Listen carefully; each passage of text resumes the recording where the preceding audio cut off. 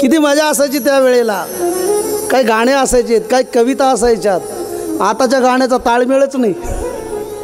पूर्वीचे गाणेसुद्धा खूप गोड असायचे हो. मला गाणे खूप आवडायचे पिक्चरचे. पूर्वीचे जुने गाणे आजही मला आवडतात. कधी कधी मी एकटा गुणगुणतो ते गाणे. व्यासपीठावरून मी कधी म्हणत नाही, पण शब्द सांगतो तुम्हाला. एक गाणं मात्र रोज म्हणा पिक्चरचं. ते गाणं कोणतं माहिती आहे? इस दुनिया में कितना गम है और लोगों का गम देखा तो मेरा कितना कम है. हे गाणं रोज ऐकलं ना खूप सुखी आहे आपण. आहे मर्सडीज नसली तरी आपली म्हशी असले तरी खुशी आहे. हां हां, ती ईडी लागण्यापेक्षा आपली घरची येडी बरी. याच्यात सुखी राहतो माणूस. हे गाणं रोज डोळ्यासमोर ठेवा. आणि चला अधिक वेळ न घेता, गेलेत का ते हरिभाऊ? आहेत ना? मग 2 मिनटात लग्नाची घाई झाली, सर्वांना घाई झाली. कृष्ण परमात्मा मामाच्या गावाला गेले. तेवढ्यात त्या यमुनेच्या विश्राम घाटावर एक कपडे धुणारा, ड्रायक्लिंग करणारा, काय म्हणतात त्याला, धोबी तिथे होता. क्षमा मागतो, धोबी हा शब्द जातीवाचक नाही म्हणायचा. धोबी म्हणजे कोण? जो परीट आहे तो धोबी नाही. मला शब्द धोबी इथं अपेक्षित कोणता माहिती आहे का? जो दुसऱ्याची निंदा करतो तो धोबी. दुसऱ्याचे कपडे धुणारा तो धोबी.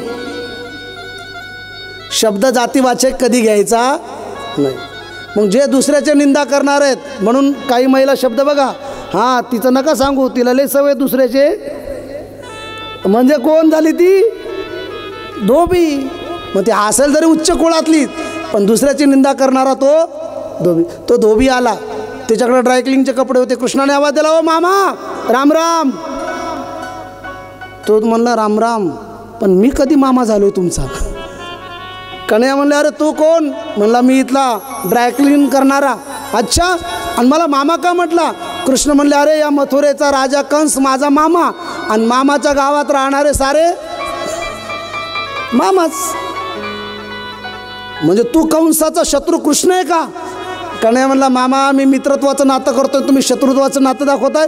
जवळ या. काय याच्यात? म्हणले ड्रायक्लिंगचे कपडे. कुणाचे? म्हटले राजाचे. भगवान म्हणले माझ्या मित्राला घालायला द्या ना. तो धोबी म्हणाला, अरे गवळ्यांची पोरं शेण काढणारी कशासोबत काय खावं याची अक्कल नाही, आणि निघाले ड्रायक्लिंगचे कपडे घालायला. चालते वा. कन्हैयाला राग आला, आमची लायकी काढतो. कन्हैयाने एक कानाखाली दिली. कुणाच्या? त्याच्या. आणि त्याला स्वर्गात पाठवलं. कृष्णाच्या मित्रांनी सगळ्यांनी कपडे घातले. आता ते कपडे राजाचे. कसे झाले मित्रांना? ते चालत असे होते जसं काय गाडगे बाबा अभियान चालू आहे. पुढे एक टेलर दिसला, दर्जी. टेलरला आवाज दिला कृष्णाने, मामा राम राम.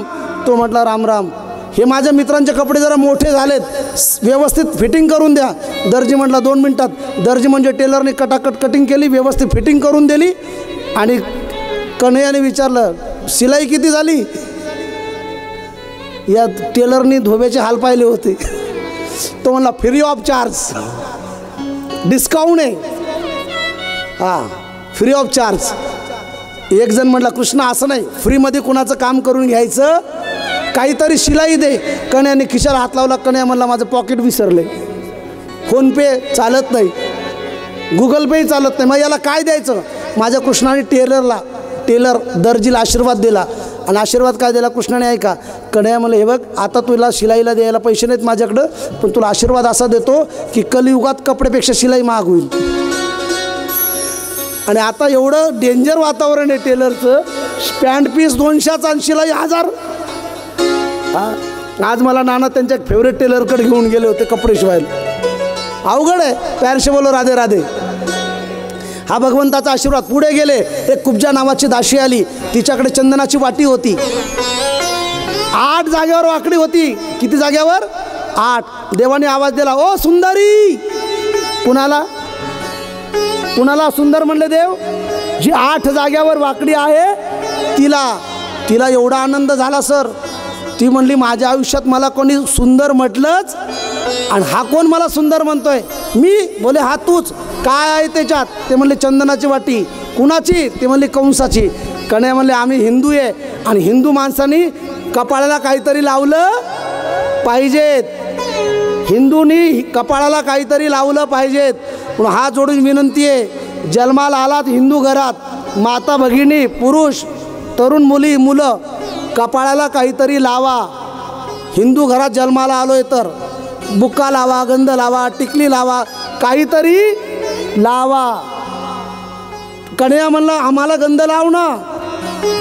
ती म्हणली कंसाचा आहे पण तुम्हाला लावते. एक म्हणलं का?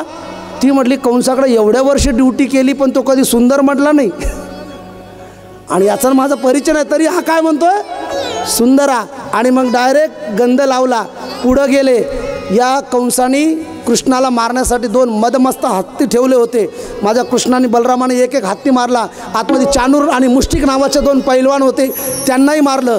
कंस सिंहासनावर बसलेले होते. भगवान परमात्मा धावत गेले, कंसाचा मुकुट फेकला, केस धरले, खाली आणलं, छातीवर बसले आणि एक बुक्का मारला. बोल कंस मर्दन भगवान की. कंस मेला. आणि कंस मेल्यानंतर कंसाची पत्नी, कंसाला 2 बायका, एकीचं नाव आस्ती आणि दुसरीचं नाव प्राप्ती, दोघी रडायला लागल्या. आणि दोघी रडत असताना कन्हैया त्यांच्यामध्ये गेले आणि तेही रडायला लागले, मामी मामा गयो. आणि घातला कोणी? घातला कोणी? ए बाळा आवाज दे रे मला याचा. घातला कोणी? भाच्यानीच. म्हणून मामा भाचे डेंजर आहेत. हां, मामी मामा गयो. मग त्या दोघी रडायला लागल्यात आपल्या नवऱ्याला मारल्यामुळे. त्या दोघी त्यांच्या वडिलाकडे गेल्या, म्हणजे कंसाचा सासरा जरासंध त्याच्याकडे गेल्या आणि सांगितलं माझ्या भाषाने जरासंधाने मथुरेवर 17 वेळा स्वारी केली, भगवान 1 वेळा पळून गेले रणभूमी सोडून, म्हणून देवाचं नाव पडलं. बोल रणछोड भगवान की जय. आणि 18व्या वेळा मथुरेचे राजा झाले, रणछोड भूमी सोडून द्वारिकेला गेले आणि भगवान द्वारिकेचे राजा झाले. आता राजा झाले, कंस मेला. राजा परीक्षितजीला सुखदेवजी सांगतात, राजन ऐक. परीक्षितजी म्हणले आता काहीच सांगू नका, आता फक्त एवढंच सांगा त्याचं लग्न कधी. आता बाकीचं काहीच सांगू नका, काहीच ऐकायची इच्छा नाही. सुखदेवजी म्हणतात आता लग्नच सांगतो कसं आहे ते ऐक. आता भगवंताच्या विवाहाची वेळ आली. भगवंताचे मोठे भाऊ बलराम, त्यांचा रैवत राजाची मुलगी रेवतीसोबत विवाह झाला आणि भगवान श्रीकृष्णाचा विवाह विदर्भ नरेश महाराज भीष्मक त्यांची सर्वात छोटी कन्या रुक्मिणीसोबत विवाह झाला. ही रुक्मिणी माता भगवंतावर नितांत प्रेम करायची आणि एक दिवस ती उपवर झाली. रुक्मबाहू, रुक्मकेसी आणि रुक्मी हे तिचे 3 भाऊ आणि विदर्भ नरेश महाराज भीष्मक. हे भीष्मक विदर्भ नरेश कौंडण्यपूर त्यांचं गाव. महाराष्ट्रामध्ये अमरावती जिल्ह्यात कौंडण्यपूर नावाचा तालुका आहे, तिथे रुक्मिणीचं माहेर. आणि मग रुक्मिणी उपवर झाली आणि स्वयंवर पद्धतीने लग्न करायचं ठरलं. रुक्मिणीचा भाऊ रुक्मबाहू त्यांनी त्याचा मित्र शिशुपालाला सांगितलं तू वरात घेऊन ये, पण रुक्मिणीच्या मनात बसले होते भगवान श्रीकृष्ण, रुक्मिणीच्या मनी ध्यानी. आणि मग रुक्मिणी जेवेना. रुक्मिणी सगळ्यांनी विचारलं काय झालं काय झालं. शेवटी जी रुक्मबाहूची पत्नी होती ना, तिने रुक्मिणीला विचारलं वंश वंश आहे ना शब्द माहिती, नंदेला वंश म्हणतात. नणंद आहे ना तुम्हाला, आहे नणंद. संसारातलं नणंद नावाचं एक असं पार्ट आहे सर्वात बिलिंदर. असते बारीकच गंगा जमुना एक, पण तिला आदराने बोलावं लागतं कारण ती आपल्या नवऱ्याची बहीण असते, अधिकार आहे ते. हां, वंश. जोरशे बोलो राधे राधे. चला घ्या बसून जागेवर, अवघ्या 3 मिनिटात लग्न लागेल. हां, आता डायरेक्ट कोर्ट मॅरेज करू. डायरेक्ट कोर्ट मॅरेज, दोघांच्याच फक्त सह्याच घ्यायच्यात आणि निघायचं. हा, बसा बसा.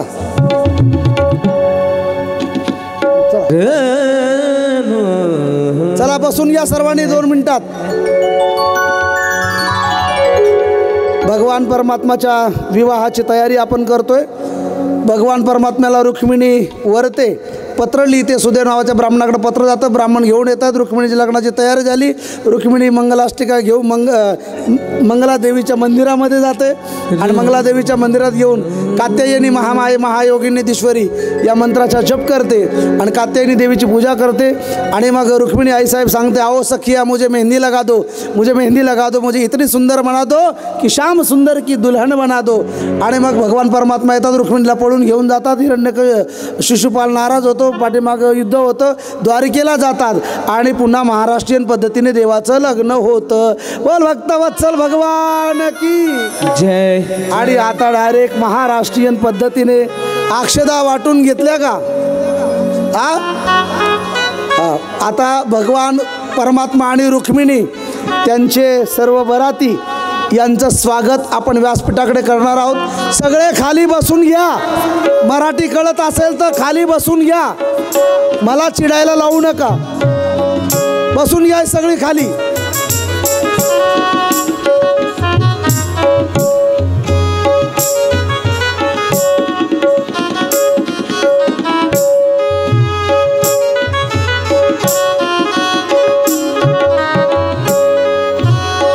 भगवान परमात्मा आणि रुक्मिणीचा विवाह त्यांचं स्वागत आपण व्यासपीठाकडे करत आहोत. तर भगवान परमात्मा येत आहेत. बहारो फूल बरसे, बहारो फूल बरसावो मेरे घनश्याम आए हैं, मेरे घनश्याम आए हैं. बहारो बरसाओ मेरे घनश्याम आए हैं, मेरे घनश्याम आए हैं.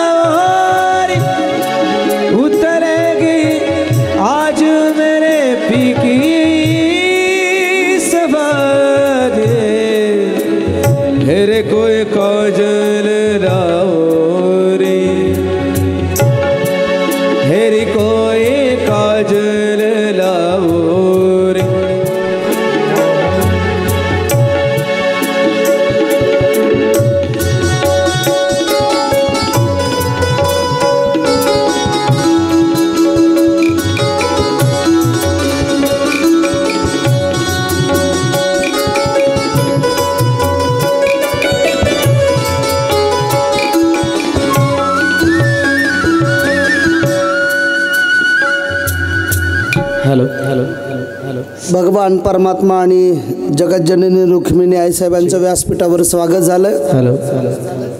आणि स्वागतानंतर महाराष्ट्रीयन पद्धतीने आपण लग्न लावणार आहोत.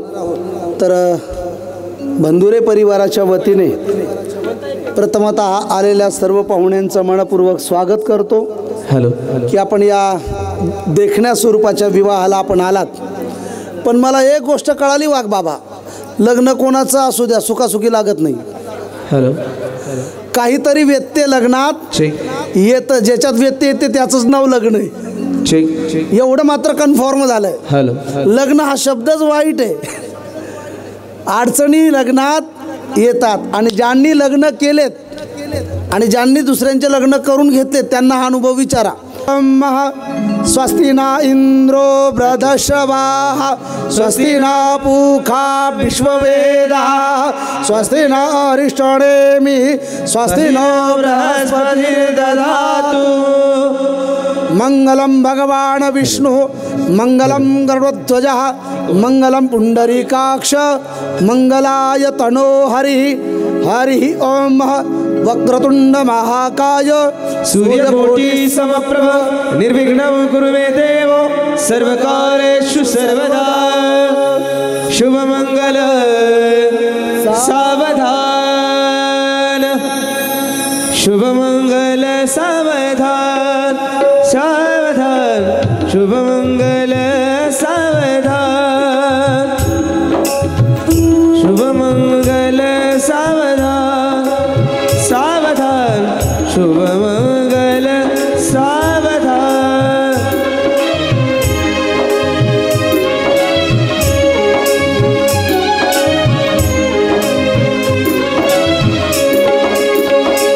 स्वस्ति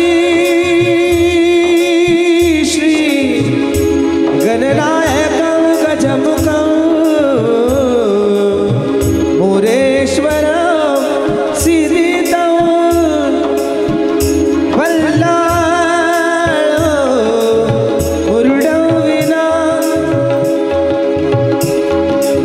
मुरुडं विनायकं चिंतामणि देवरं लेण्याद्रि गिरिजात्मकं सुरवरदं विघ्नेश्वरं ओजरं ग्रामेण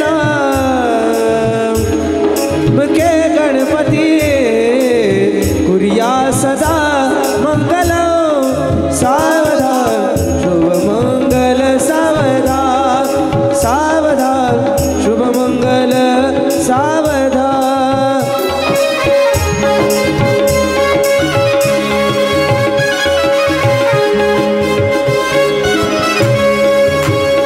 राजा भीम करुक्मिणी सनयनिये देखो नी चिंता करी ही कन्या सगुण वरण पवरा कवन्यास म्या देईजे आता एक विचार श्री कृष्ण नवरा त्यासी समर भूमने सावधान शुभमंगल सावधान सावधान शुभमंगल सावधान.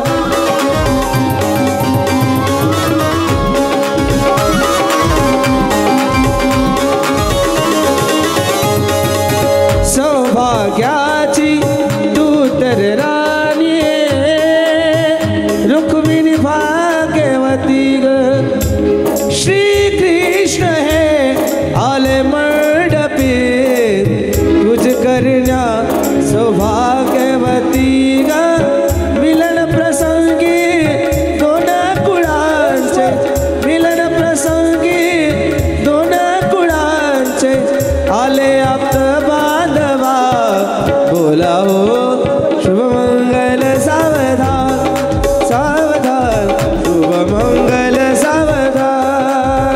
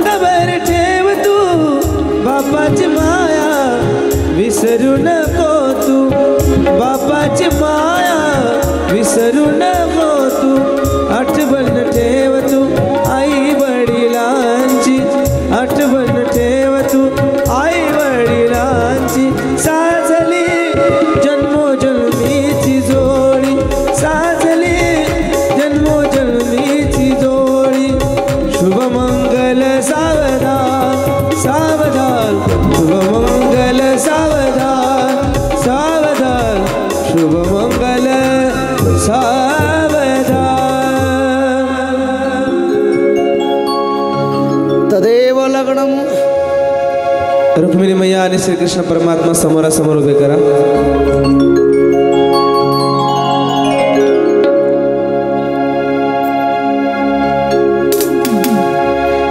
तदेव लग्नम सुदिनम तदेव ताराबलं चंद्रबलं तदेव विद्याबलं दैवबलं तदेव लक्ष्मीपदे मनसा स्मरामि. हरी ओ वाजंत्री सावधान. फटाकडे वाले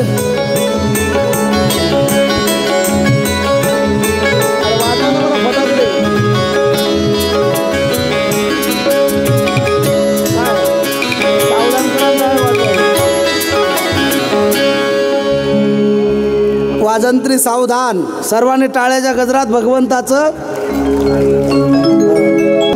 फटाकडेवाले कुठे आहेत?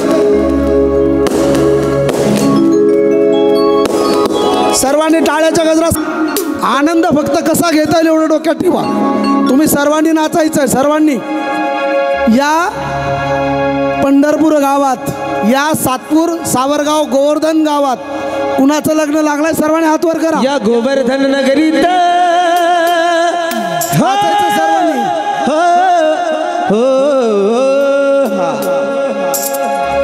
गोवर्धन नगरीत काय वाजत गाजत काय वाजत गाजत सोन्याचं वासिंग लगीन देवाच लागत सोन्याचं वासिंग लगीन देवाच लागत. हा सोन्याचं वासिंग देवाच लागत.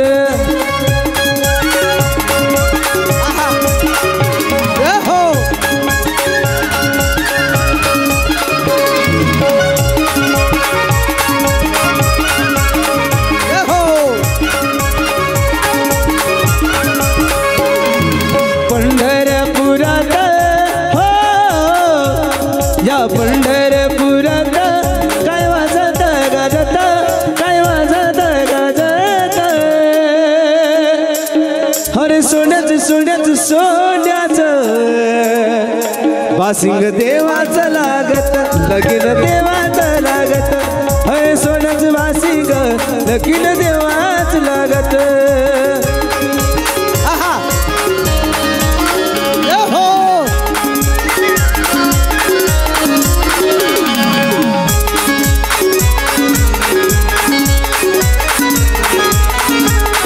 हरी बोल.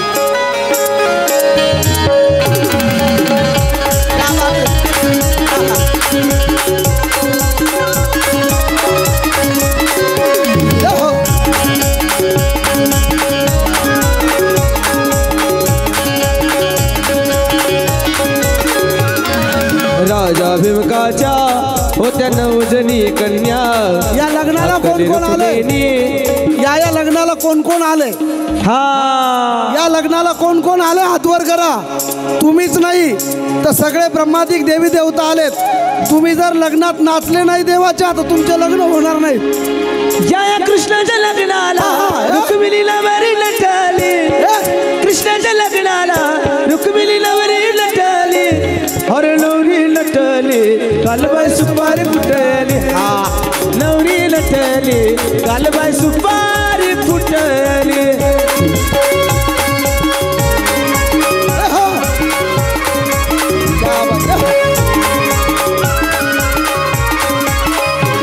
या कृष्णाच्या लग्नाला ग अलवराळ कोण कोण.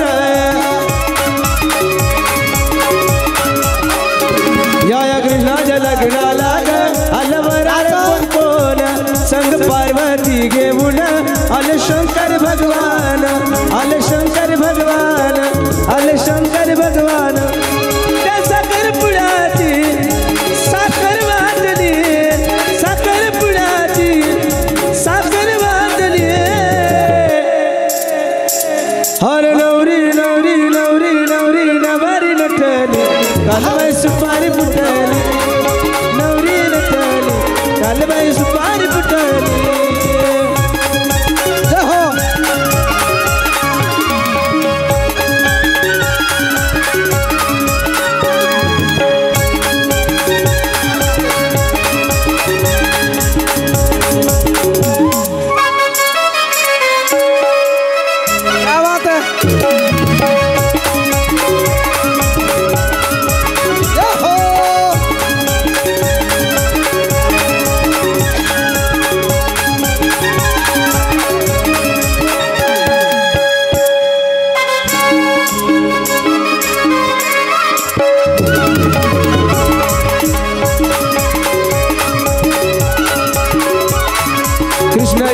लग्नाला ग अलवराळी कोण कोण लाईट लाईट कृष्णाच्या लग्नाला ग अलवराळ कोण कोण नवरी झाली ग विठुरायाची नवरी झाली ग विठुरायाची नवरी झाली ग सैराट सैराट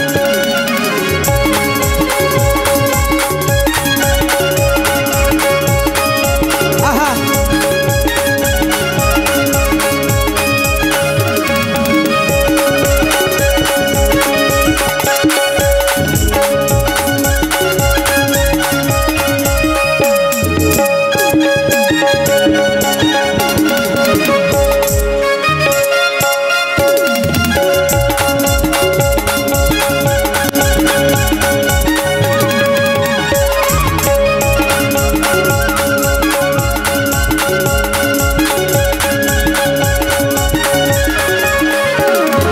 चंद्राला मिळाली चांदणी विठुरा मिळाली रुक्मिणी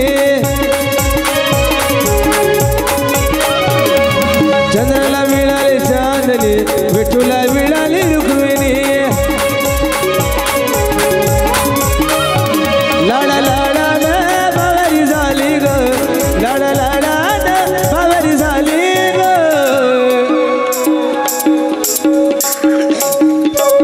विठुरायाची रायाची रायाची विठुरायाची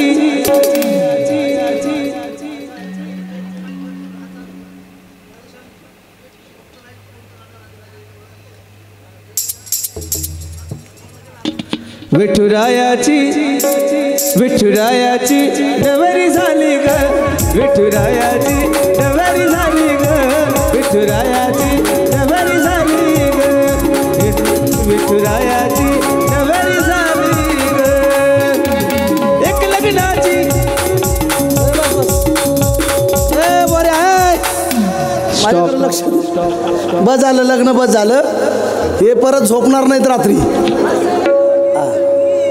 चला आता आरतीचे यजमान वेळ अधिक झालेला आहे लग्न खूप छान लागलेलं आहे पण एकदा हात वर करा फक्त जाता जाता राधाराणीचं नाव घेऊन जायचं हे बऱ्या जाता जाता राधाराणीचं नाव घेऊन जायचं तू राधे राधे बोल रे तू श्यामा श्यामा बोल रे तू राधे राधे बोल रे तू श्यामा श्यामा बोल रे तू राधे राधे बोल रे तू श्यामा श्यामा बोल रे तू राधे राधे बोल रे तू श्यामा श्यामा बोल रे तू राधे राधे बोल रे तू श्यामा श्यामा बोल रे तू राधे राधे बोल रे तू श्यामा श्यामा बोल